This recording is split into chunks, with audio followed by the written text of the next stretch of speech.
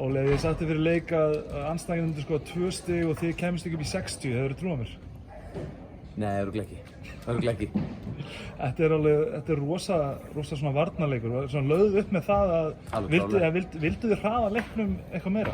Alls ekki, við höfum sagt það í allan vetur og við viljum vera varnarlið og við viljum státa okkur að því að vera gott varnarlið og það leggjum við bara mikið effort í og þetta var planið allan tíman að spila okkar vörn.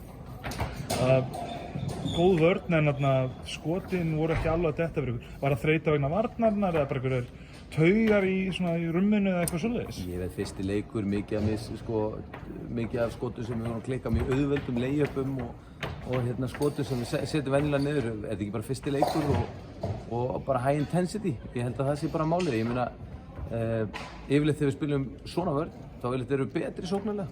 Þannig að ég held að það sé ekki út af vörninni. Með hvernig unnu þennan og byrjun Hauka, má búast til sóknum eða eitthvað svoleiðis?